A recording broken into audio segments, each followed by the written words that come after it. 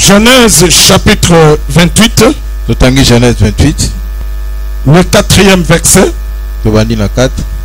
Bon, on peut commencer au verset 3 pour une bonne compréhension. Que le Dieu Tout-Puissant te bénisse, te rende fécond et te multiplie, afin que tu deviennes une multitude de peuples. Qu'il te donne la bénédiction d'Abraham. Qu'il te donne la bénédiction d'Abraham. On va nous prendre Galates, chapitre 3, verset 14. Galates, chapitre 3, verset 14. J'ai lu au nom de Jésus. Amen.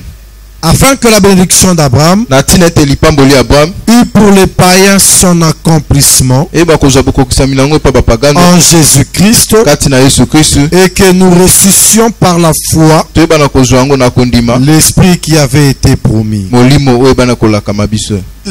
dans le texte de Galates dit ceci: afin que la bénédiction d'Abraham puisse trouver son accomplissement.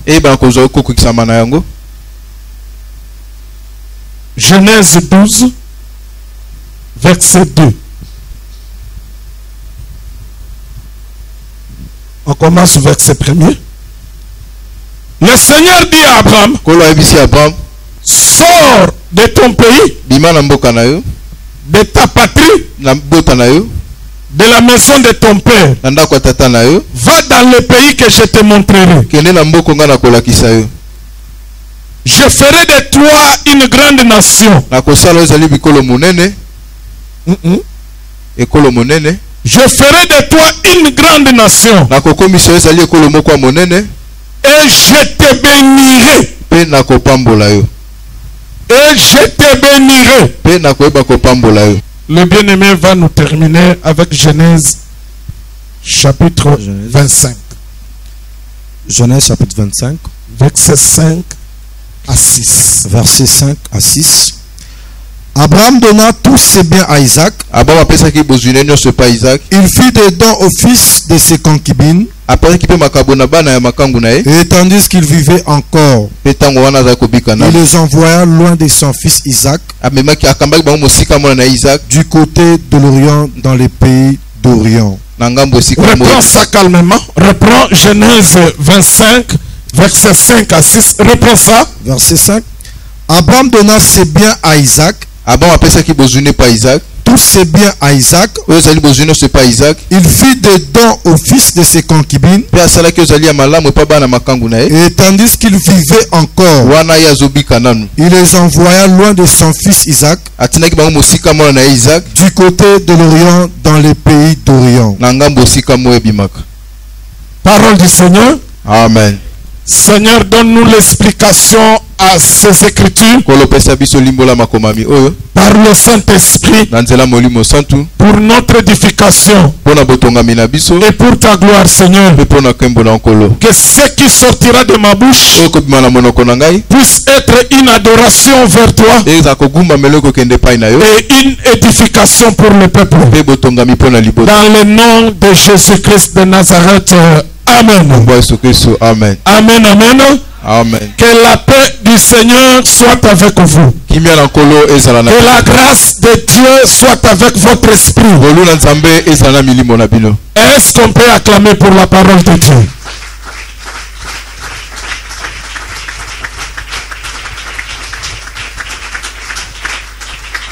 Que Dieu vous bénisse, mettez-vous. Aujourd'hui, c'est le 7e sous-point dans le grand thème qui est la rédemption. Nous sommes en train de vous expliquer la rédemption.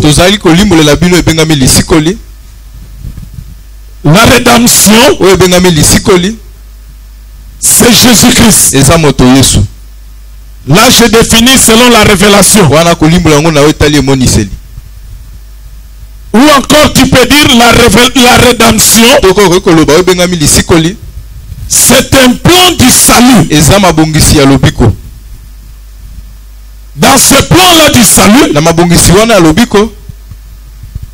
Dieu est venu réconcilier l'homme avec lui-même et Dieu.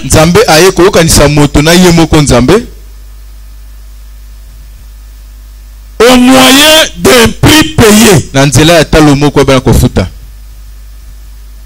Amen, amen. Amen.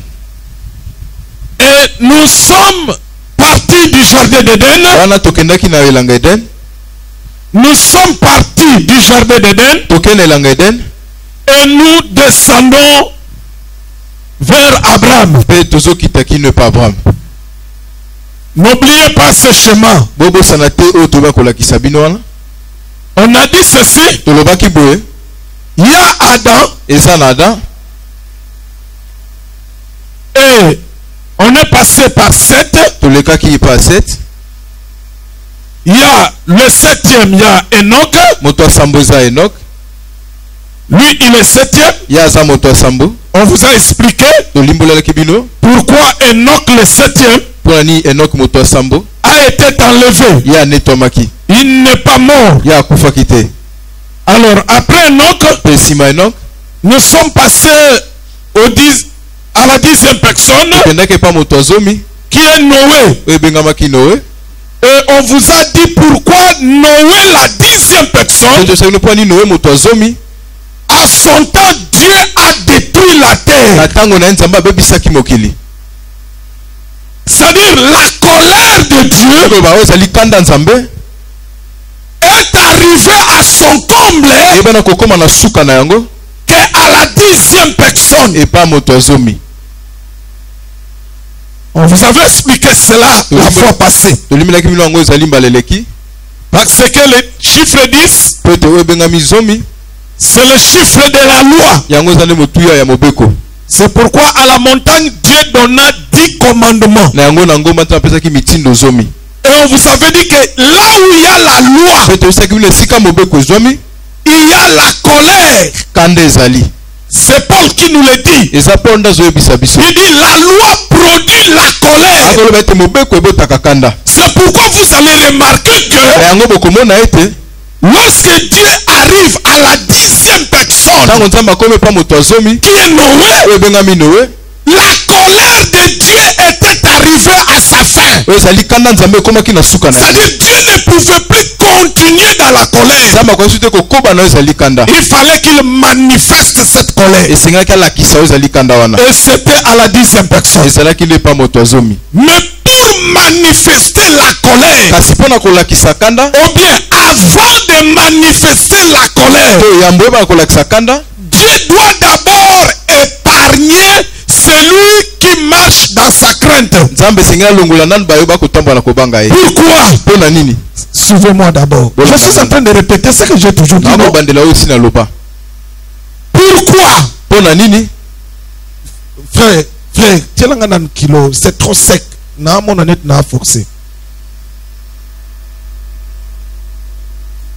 Regardez. Je dis ceci. Dieu manifeste sa colère à la 10e personne. Donc qui est Noé, pendant la génération de Noé. Mais qu'est-ce que Dieu fait? Avant de manifester sa colère, Dieu doit d'abord épargner, enlever, doit d'abord garder celui qui marche dans la crainte de Dieu. Pourquoi? Parce que Dieu, dans sa justice, je reprends. Parce que Dieu, dans sa justice, il ne peut pas punir ensemble et le bon et le méchant. Non. Dieu ne peut pas mettre dans un seul sac. Il prend le bon, il le met là-bas. Il prend les bons, les sommes bons. Il prend les sommes bons, il les met là-bas. Il prend les sommes méchants, il les met là-bas. Et il brille. Non. Dieu n'agit jamais comme ça. J'insiste, Dieu n'agit jamais ainsi. Si Dieu est dans sa colère et qu'il veut détruire, il doit d'abord vérifier. Est-ce que dans ce lieu-là, il y a les gens qui le craignent? Il y a des gens justes? Si oui, Dieu prend d'abord les justes, il les enlève. Après, Dieu va détruire ce qui reste. Souvenez-vous de Sodome et Gomorrhe. Abraham a dit à Dieu, si tu vas là-bas et que tu trouves 50 justes, tu vas détruire. Dieu dit non. Si tu trouves 10 justes, tu vas détruire. Dieu dit non. Mais quand Dieu est parti à Sodome et Gomorrhe, il n'a trouvé qu'une seule personne qui était juste. C'était Lot. Avant de détruire Sodome et Gomorrhe, Dieu prend d'abord Lot. Il les fait sortir. Et après, Dieu peut détruire. Est-ce que vous me comprenez? Amen. Heureux tous ceux qui sont justes devant Dieu. Et nous sommes partis. Donc, avec Noé, on met la ligne. Parce que Dieu avait mis fin à la terre, à la vie sur la terre. Maintenant, on a Noé. Il y a 7. Sem. Et puis de Sem, on peut descendre jusqu'à Abraham maintenant. Suivez-moi. Abraham est l'homme le plus important. Pourquoi? S'il vous plaît, ne dormez pas. Je ne sais pas où est-ce que vous passez vos nuits, je ne sais pas. Mais s'il vous plaît, ne dormez pas. Si tu as sommeil, fais comme tu as toujours fait devant la télé. C'est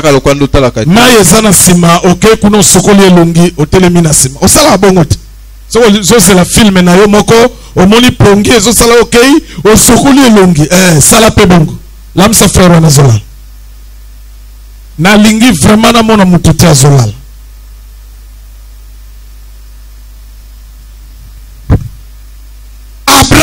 Abraham, il est ici comme le point de départ. Pourquoi? Parce que c'est avec Abraham que la rédemption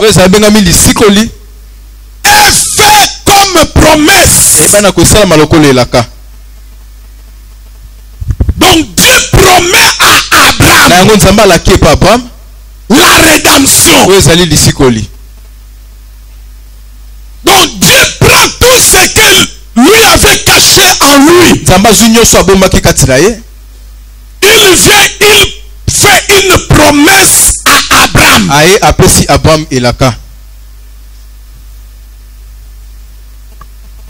Et l'autre fois, nous avions dit ceci, que la promesse faite à Abraham, ce jour-là, son nom était la postérité.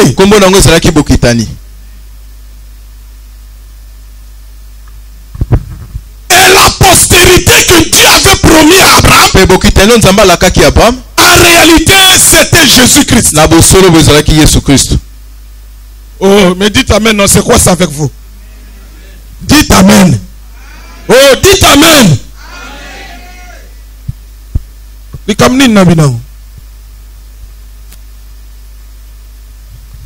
La promesse que Dieu avait faite à Abraham,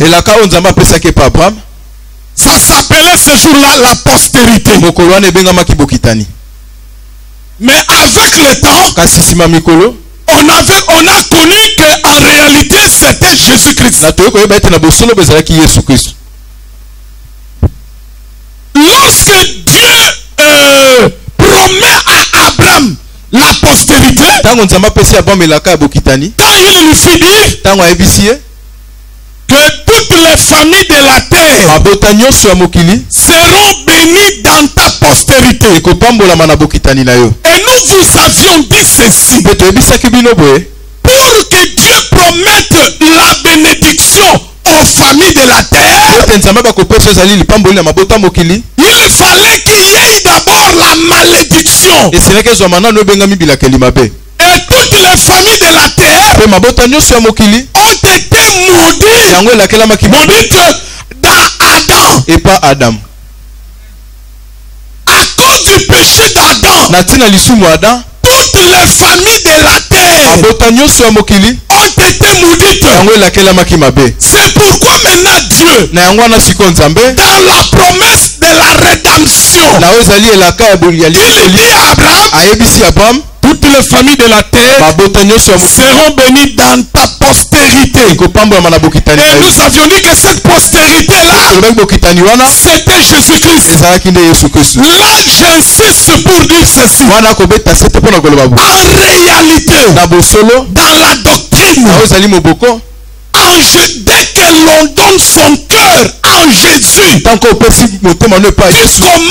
une lignée bénie. Les malédictions de la famille n'ont plus d'effet sur toi. Le problème aujourd'hui, c'est parce que vous ne donnez pas sincèrement vos cœurs à Jésus. C'est là où ça pose problème. C'est là où ça pose problème. Vous nous poussez à faire des prières qu'on ne peut en réalité plus faire. Il y a des prières que nous faisons avec vous dans nos églises aujourd'hui. En réalité, on ne peut plus les faire. Mais nous les faisons pourquoi? Parce que nous voyons des liens se manifester dans vos vies. Pourquoi des liens dans vos vies? C'est parce que vous ne donnez pas sincèrement vos cœurs à Jésus. C'est là le problème. Venir à l'église, c'est bien. Mais donner son cœur à Jésus, c'est mieux. Parce qu'il y a des délivrances que lui va opérer. Alors, d'Abraham est sorti Isaac. Suivez-moi maintenant.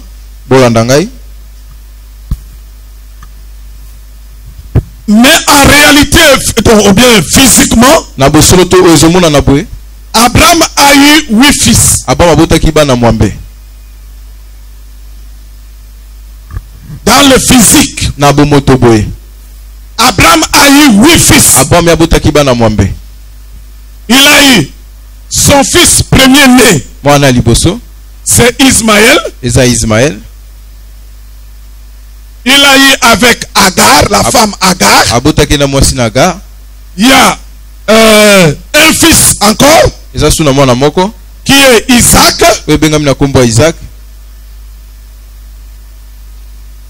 Il a eu avec Sarah. Et 3, il y a 6 fils qu'il a eu avec Ketura. Après la mort de Sarah. Est-ce que vous me comprenez? Amen. Je dis physiquement. Mais devant Dieu, il n'y a qu'un seul fils qui compte. C'est le fils de la promesse. Le fils que Dieu a promis. Mais regardez ce qui va se passer avec les 8 fils d'Abraham.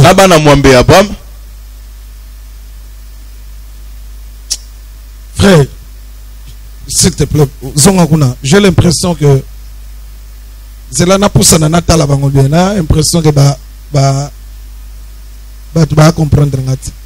Frère, au bouger babiloko na bino, frère, bon memela nga tableau. Frère, Patrick, pesanga papier mouchoir na. Yo yakaboy, yo yakaboy.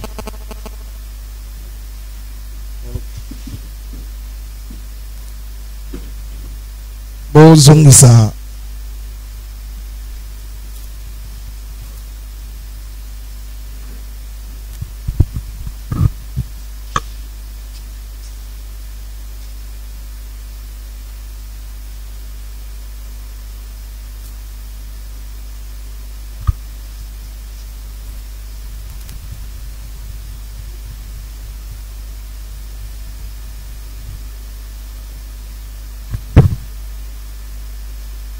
physique. Abraham a eu 8 fils. Mais devant Dieu, Abraham n'a eu qu'un seul fils. C'est le fils de la promesse. C'est Isaac. Mais regardez ce que Abraham a fait avec ses 8 fils.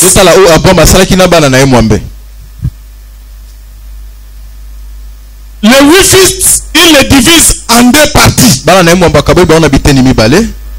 avons le premier groupe avec Isaac seulement. Et le deuxième groupe avec 7 fils.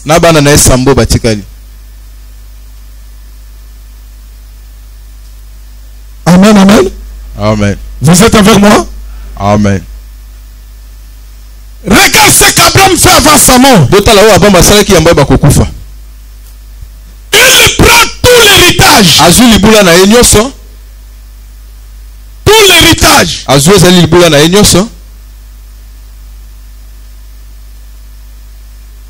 Il donne ça à Isaac. Il prend les dons. Il donne au fils des autres femmes.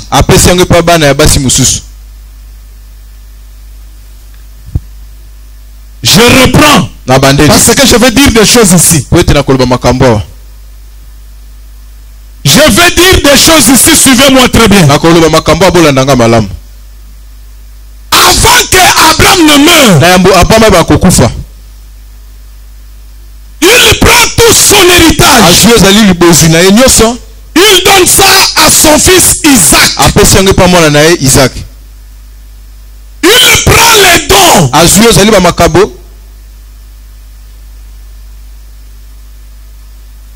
Donc quelques biens. Il donne aux 7 fils.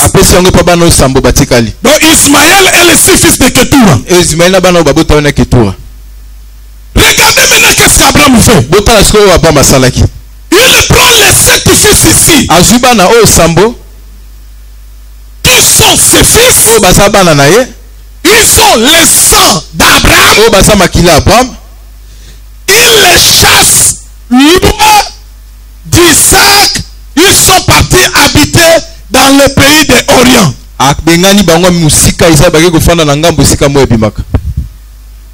Suivez-moi très bien. Abraham laisse dans sa maison qu'un seul fils. C'est Isaac. Tous les restes, ils les chassent, ils sont partis loin. Je vous pose la question. Ces fils qui sont partis là-bas, ils ont le sang de qui? Si on pose à l'un de la question, tu es fils de qui? Il dira que je suis fils de qui? Je suis fils de qui? Est-ce qu'ils ont menti? Mais il y a un problème. Il y a un problème là. Le problème c'est quoi? Et il n'habite pas dans la maison d'Abraham. Or, dans la maison d'Abraham, qu'est-ce qu'il y a? Regardez, souvenez-vous. Les jours où Dieu partait détruire Sodome et Gomorrhe, je vous explique ce qu'il y a dans la maison d'Abraham. Les jours où Dieu partait détruire Sodome et Gomorrhe, Dieu était en trois. Il y avait trois personnes. Ils sont partis chez Abraham. C'est là où le Trinitaire dit que les trois personnes qui sont parties chez Abraham, notre appelle ça Trinité. Ils disent que les trois personnes qui sont parties chez Abraham, le Trinitaire dit que c'était trois personnes en Dieu. Bon, mais regardons le raisonnement. Allons jusqu'au bout avec les raisonnements des Trinitaires. Arrivé chez Abraham, ils ont mangé. Maintenant, Abraham les accompagnait. Quand un visiteur vient, donc les gens qui ont de bonnes habitudes, ils ont toujours l'habitude d'accompagner leurs visiteurs jusqu'à la porte. Qui a l'habitude de faire ça? Ah, ok. Abraham a accompagné ses visiteurs. Alors, pendant que Abraham les accompagnait, Dieu s'est parlé lui-même. Dieu s'est parlé dans son cœur. Écoute ce que Dieu disait dans son cœur. Je suis en train de partir à Sodome pour détruire Sodome et Gomorrhe. Là, ils sont en train de marcher. Mais Dieu est en train de se parler. Est-ce que je vais cacher à Abraham ce que je suis en train de partir faire? Je dois le lui dire. Parce que cet Abraham, je l'ai choisi pour que lui enseigne dans sa maison. Pour que lui enseigne dans sa maison.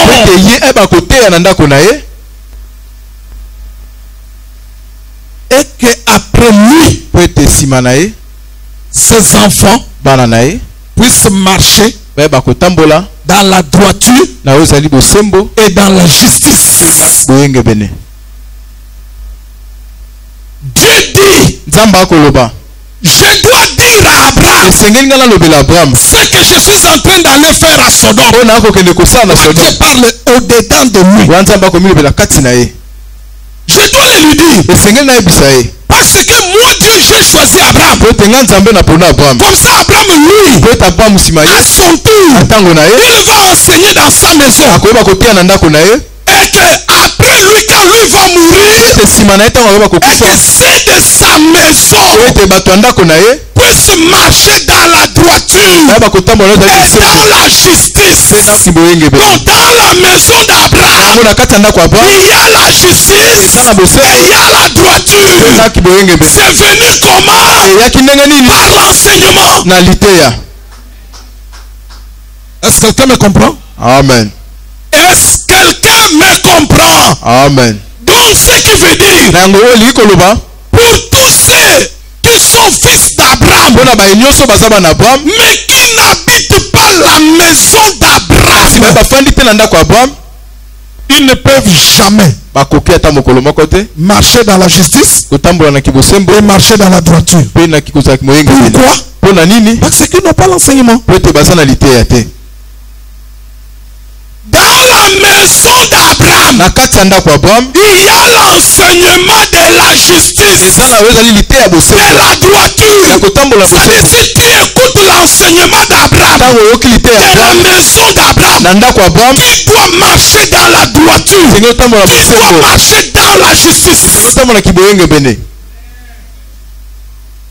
La différence entre Isaac et ces 7 frères, la différence, ce n'est pas seulement l'héritage, mais il y a aussi l'enseignement. Isaac est dans la maison. Il a l'enseignement. Ses frères qui sont partis, ils n'ont pas l'enseignement. Maintenant, écoute ce que je vais vous dire. Je prends ici Abraham comme l'image de Dieu. Donc je prends Abraham comme image de Dieu. Ce qui veut dire quoi? Qu'il y a des groupes. Des enfants pour Dieu. Il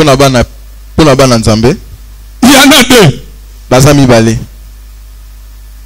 Il y a les fils qui ont l'héritage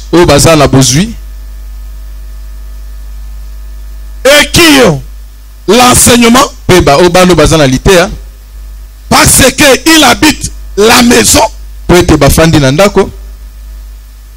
Il y a aussi ceux qui ont des dons.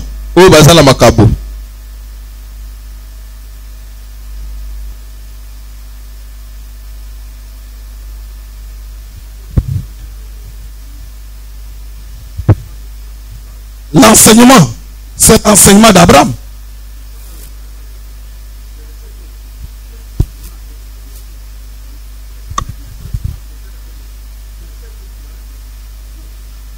L'enseignement que Isaac a reçu, que eux n'ont pas, c'est la droiture et la justice.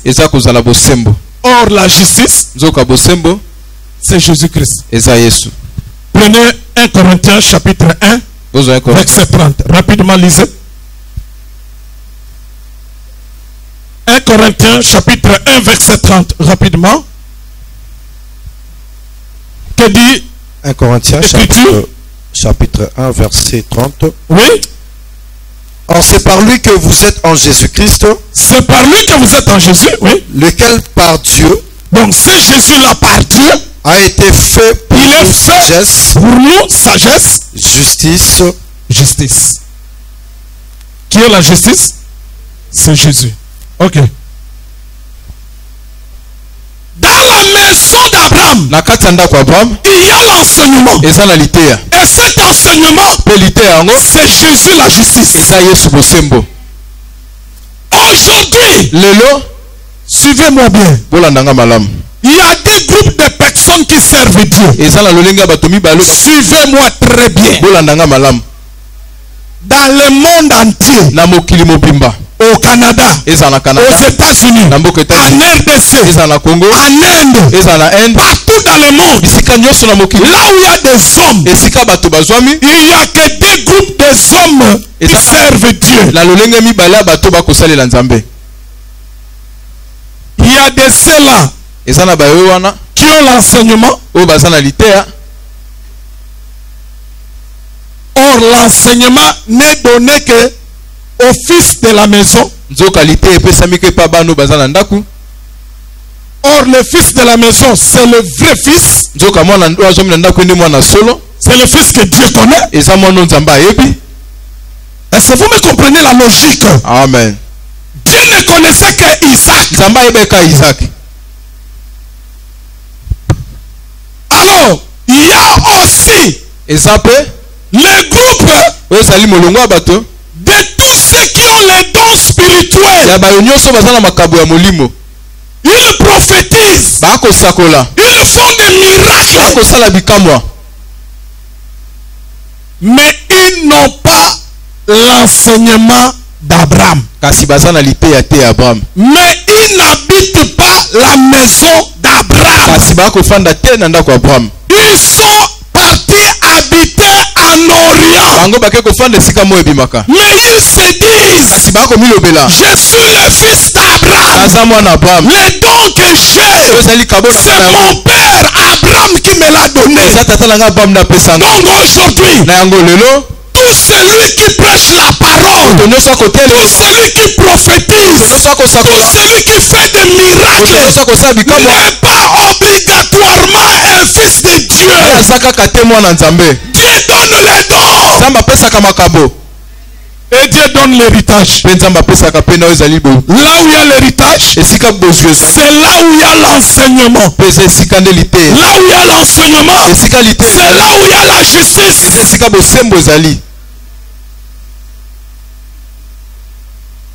Donc, ne vous étonnez pas. Vous qui vous étonnez toujours. Les gens croient que quand un pasteur opère des miracles, il est automatiquement serviteur de Dieu. Oui, il est serviteur de Dieu. Parce qu'il a des dons. Mais il n'est pas fils de Dieu. Parce que avant d'être serviteur, pour les vrais, un vrai serviteur doit être auparavant le vrai fils de Dieu.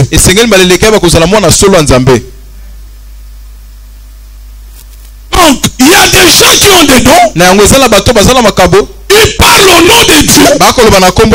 Ils parlent au nom de Jésus. Ils te diront, si je n'ai pas Dieu, pourquoi il y a des miracles comme ça dans mon ministère? Si je n'ai pas Dieu, pourquoi il y a des foules comme ça dans mon église?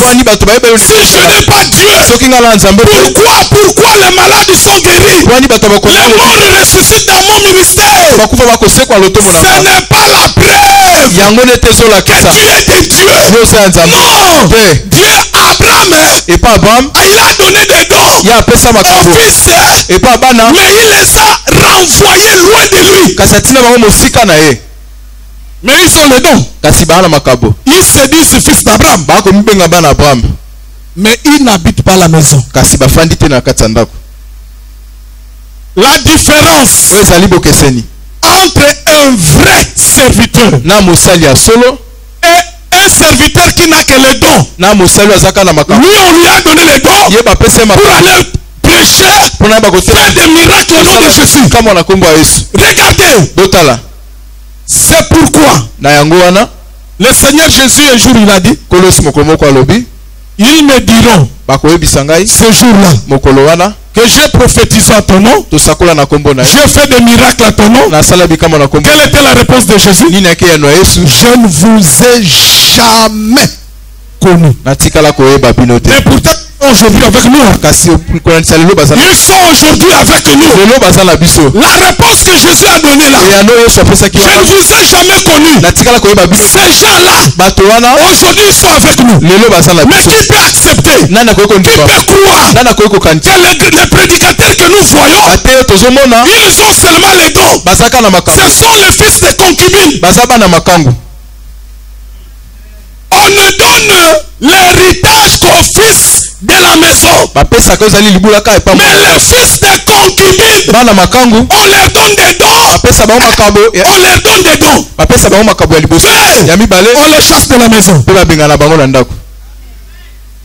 Donc comprenez, si tu vois un pasteur, il fait des choses, même s'il opère des miracles, mais d'un côté, il ne marche pas dans la justice. Toi comprends seulement que c'est le fils de la, c'est le fils de la, c'est le fils de la concubine.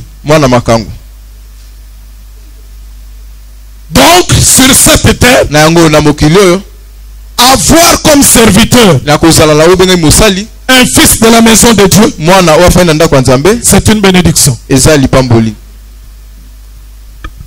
Vous avez compris? Amen. Vous m'avez compris?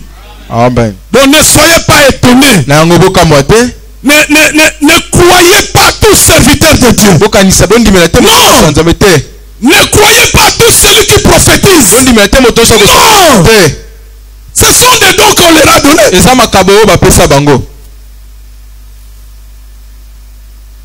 Amen, amen. Amen. Alors, on revient sur Isaac. Isaac a eu l'héritage d'Abraham. Isaac Abraham. Et Isaac à son tour, il a donné à Jacob. Après si on ne pas Jacob.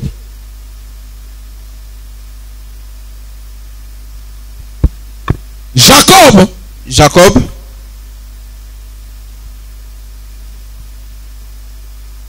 Le jour où son père avait dit à Esaü, que va me préparer un plat comme j'aime. Et pendant que Esaü était parti chercher le gibier, Yamazamba. Et la maman qui est Rebecca avait tout écouté. Maman Rebecca yoka kinyoso. La maman est partie dire à Jacob. Maman qui est à Jacob. Va dans le troupeau. Qui n'est pas bibole. Prends des chevaux. Zoba tabami balé. Amen. Je vais préparer comme ton père aime. Yaka na una kolamba loka papa na lingaka. Et il te bénira. Pe akoba kopambola. Alors Jacob a fait comme sa mère le lui avait demandé. Mais celui qui avait préparé, c'était la maman. Parce que la maman connaissait le goût du père. Amen, amen. Amen. Et quand Isaac a mangé,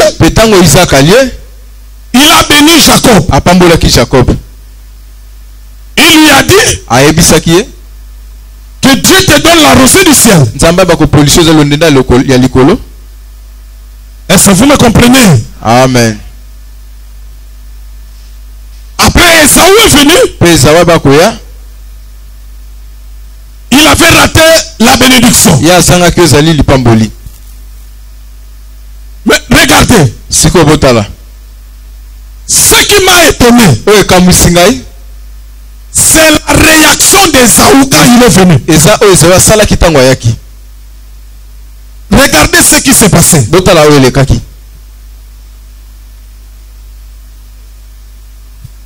Vous avez toujours sommeil. 1, 2, 3, 5 personnes qui dorment.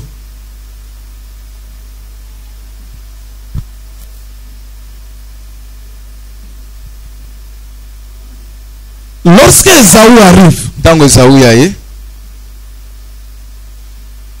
son père dit, Esaü dit, papa, lève-toi, prends la nourriture que j'ai préparée pour toi. Le papa dit, mais toi c'est qui? Papa Tunionani. Il dit, mais moi c'est Esaü. Il dit, mais il y a quelqu'un qui est venu avant toi, je l'ai béni. Moi c'est la réaction d'Esaü. Écoute ce qu'Esaü dit. Papa bénis-moi. Papa pambolangai. Son père dit non, j'ai déjà béni celui qui est venu avant toi. Écoute maintenant ce qu'Esaü dira encore.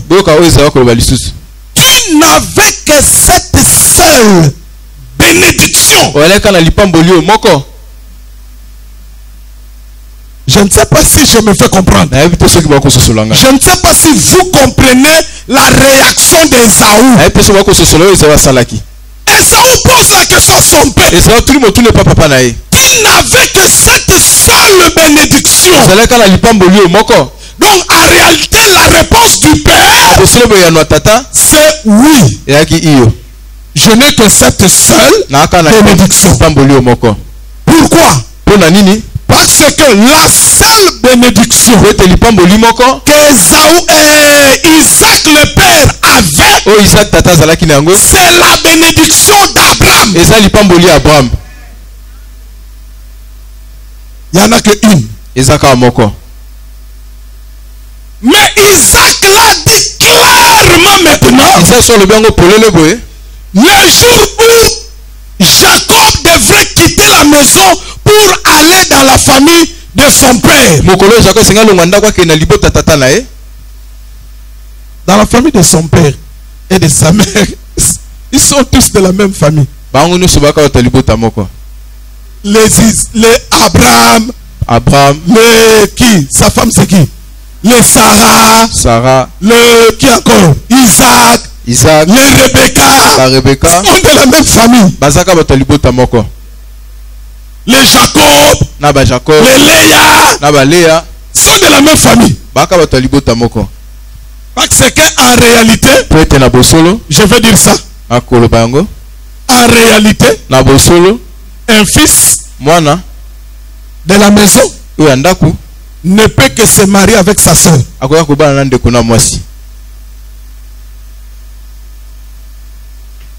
Vous n'avez rien compris. Je vais vous faire comprendre. Quand Jacob veut quitter la maison de son père pour aller dans la famille, chercher une femme, c'est alors que son père lui dira ceci: que Dieu t'accompagne, qu'il t'accorde la bénédiction d'Abraham. Donc la bénédiction d'Abraham qui est venue chez Isaac, que Abraham ne pouvait pas donner au fils de ses concubines, il a donné à Isaac.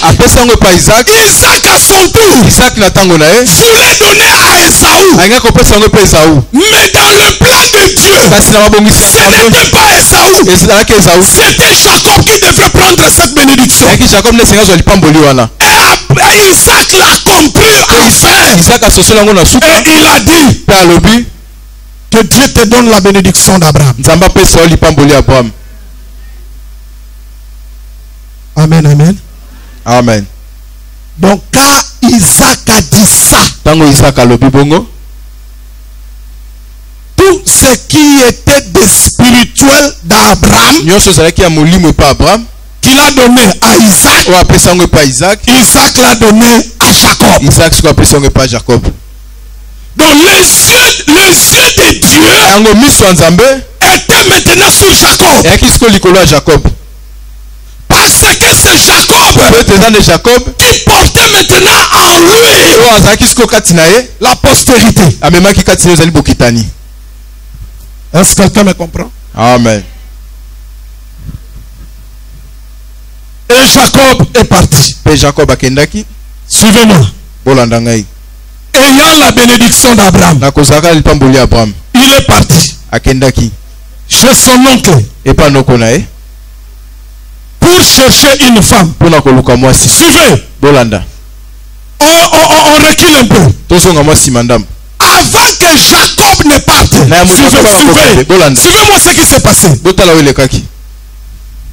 Entre Jacob et son frère, le nom Esaü. Entre les deux, celui qui s'est marié le premier, c'était Esaü. Esaü s'est marié à qui? Esaü s'est marié à une fille cananéenne. Vous me comprenez? Amen. C'est le pays où Abraham habitait. C'est le pays où Isaac habitait. C'est là où Jacob et Esaü sont nés. Donc Esaü, lui, il n'est pas parti loin chercher une femme. Il a regardé que parmi les filles de Canaan, il a une fille de Canaan qui était devenue sa femme. Et cela n'a pas plu. N'a pas plu à Isaac. Et sa mère est la maman d'Esaü, Rebecca. C'est pourquoi Isaac appela Jacob. Il lui dit ceci: il ne prendra pas une femme parmi les filles cananéennes qui ira dans la famille. Là-bas tu vas aller chercher une femme. Suivez-moi. Ésaü qui n'a pas la bénédiction, lui peut prendre n'importe quelle fille. Mais Jacob qui a la bénédiction, lui rentre dans la famille. Ce qui veut dire quoi? La maison d'Abraham. Ici, maintenant, dans ce cadre dont je suis c'est être dans le Seigneur. Quand on est dans le Seigneur, on ne peut pas prendre en mariage une fille païenne. Les chrétiens doivent se marier en Jésus. C'est-à-dire en Jésus ne veut dire pas l'église locale. Non, tu peux chercher une fille qui est en Jésus, mais qui prie dans une autre église. Mais la condition est qu'elle soit une fille en Christ. Être en Christ, c'est ça la maison d'Abraham. Est-ce que tu m'as compris? Amen. N'allez pas chercher des filles cananéennes. Après tu vas dire non. Qui t'a dit que c'est toi?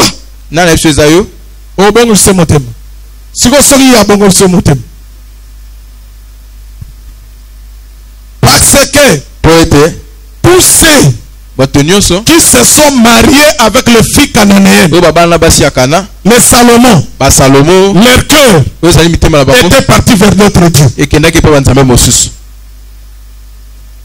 Parce que dans l'amour, c'est la chair qui compte. L'amour avec la femme, avec l'homme, c'est la chair. Là-bas, il n'y a pas l'esprit. Et tes sentiments de la chair seront dominés par les sentiments de ta femme. Et elle va t'amener là où elle part. Quelqu'un m'a compris? Amen. Donc, je conseille à tous les frères, avant de prendre une fille en mariage, tu dois être rassuré si elle est de ta famille. Vous avez compris le langage? Amen. C'est-à-dire si c'est une fille en Christ. Sœur, si tu veux accepter un homme, il faut être sûr que c'est un fils d'Abraham. Il n'y aura pas de problème. Amen, amen. Amen. Donc nous comprenons que Jacob a obtenu la bénédiction d'Abraham. Et grâce à quoi il avait acquis? C'est grâce au plat préparé. Amen, amen. Amen. Mais la bénédiction d'Abraham, nous voyons l'apôtre Paul répéter cela. L'apôtre Paul dit, c'est pour que la bénédiction d'Abraham puisse avoir son accomplissement chez les païens en Jésus-Christ. Mais c'est quoi la bénédiction d'Abraham qui s'accomplit aujourd'hui chez les païens? Les païens, c'est nous. Nous étions des païens. Donc les païens, ce sont des gens des nations.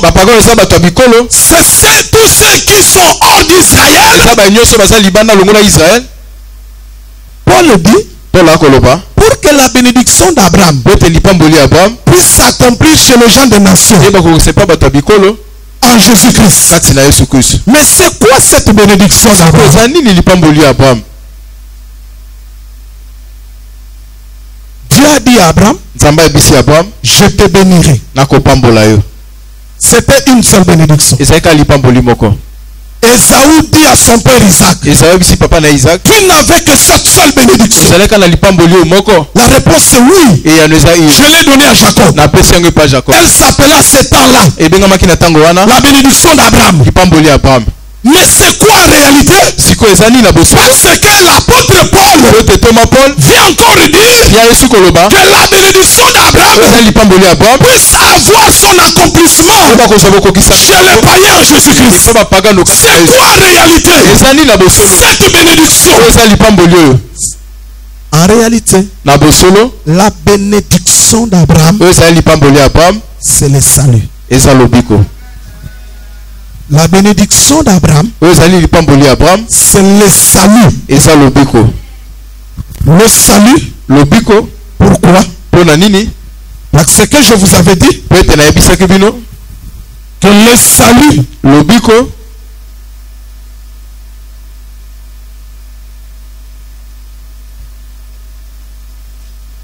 le salut, c'est Dieu dans l'homme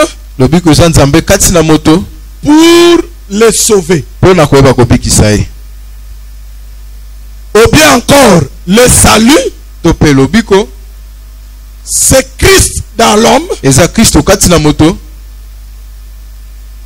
pour le sauver.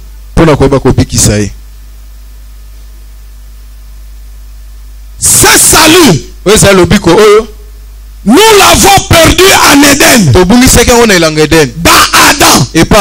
Nous avons perdu le salut. Quand Adam était en Éden, il avait le salut. C'est-à-dire Dieu était dans Adam. Parce qu'Adam était un fils de Dieu. Mais quand Adam a péché, il a perdu le salut. Maintenant Dieu vient chez Abraham. Il dit Abraham, c'est par toi que les nations de la terre obtiendront le salut. Et Abraham a donné cette bénédiction du salut chez Isaac. Isaac l'a donné chez Jacob.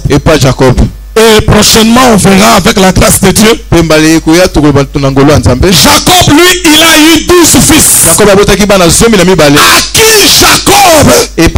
Jacob a-t-il donné la bénédiction d'Abraham parmi les 12 fils? Parce qu'il ne faut donner qu'à un seul fils. Mais lui il en a 12. Pour terminer,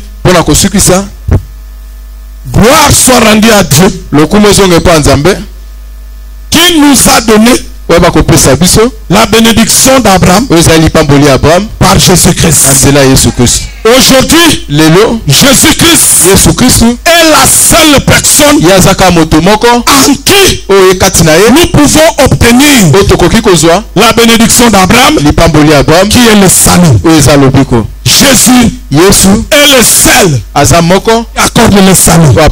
C'est pourquoi ce jour-là, dans le temple, quand Siméon a pris le bébé Jésus, il a dit maintenant, oh Dieu, je peux mourir maintenant parce que mes yeux ont vu le salut. Non, parce que mes yeux ont vu la bénédiction d'Abraham. Que Dieu vous bénisse. Que Dieu est grand et exalté en puissance. Il est plus majestueux que tout. Les cieux racontent sa grandeur et l'étendue manifeste sa merveilleuse création. En créant les cieux, Dieu créa aussi la terre. Et à partir de la poussière du sol, il créa l'homme et lui insuffla dans les narines le souffle de vie. Il en fut ainsi jusqu'au jour où Satan tenta la femme pour lui faire manger le fruit défendu. À cause de ce péché, l'être humain fut séparé de Dieu et jeté hors du jardin d'Éden. Mais tout comme Dieu a donné un bélier pour qu'il meure à la place du fils d'Abraham, ainsi il a envoyé Jésus, le Messie, mourir à notre place. Sa vie, sa mort et sa résurrection restaure la relation entre Dieu et tous ceux qui mettent leur confiance en lui. C'est cette vie et cette liberté de la culpabilité et du pouvoir du péché que Jésus offre à chacun aujourd'hui. Mais regardez dans la stratégie du Satan. Il n'est pas venu vers l'homme. Non. Non. Il est venu chez la femme. Je vais vous dire pourquoi le diable est venu chez la femme. Il y a eu un Adam en Éden. Il est mort. Il est le premier Adam. Qui dans sa mission, il a perdu son héritage. Elle est je ne dis pas le deuxième. Je ne dis pas ça. Je ne dis pas le second Adam. Ce n'est pas écrit. Je ne dis pas le deuxième Adam. Ce n'est pas écrit. Mais il est écrit. Le dernier. Dieu est très intelligent. Parce qu'il ne voulait pas qu'un aventurier vienne pour dire que je suis le troisième Adam. Dieu ne se retrouve que dans l'église où son ordre est respecté. Retenez cela très bien. Toute église où l'enseignement de Dieu n'est pas respecté, Dieu n'est pas là. Faites tout ce que vous voulez. Faites des bruits comme vous voulez. Soyez des milliers comme vous voulez. Mais quand l'enseignement de Dieu n'est pas respecté, quand l'ordre établi par l'enseignement n'est pas respecté, vous êtes là ensemble, mais sans Dieu. Le jardin d'Éden, selon la révélation, symbolisait l'église locale comme nous sommes.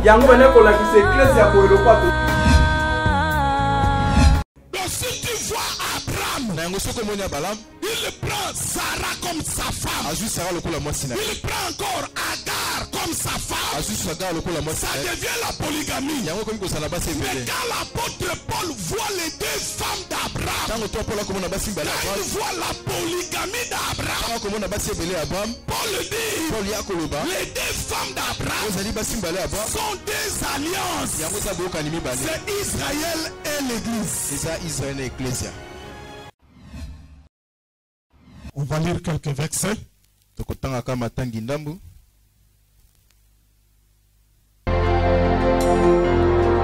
Seigneur Jésus, je t'aime, je me donne tout à toi. Que les écailles de mes yeux tombent pour que je te voie dès que tu es. Ramène-moi aux choses simples qui me montrent ta grandeur. Les cieux, la terre suffisent pour décrire toute ta splendeur. Ouvre mes yeux que je voie ton armée qui m'entoure. Que je cesse de croire à la taille des illusions, que j'affronte la nuit au jour. Tu es plus grand que tout ce qu'on dit de toi, vraiment grand que tout ce qu'on dit ici-bas. Tu es plus grand que les mots du dictionnaire.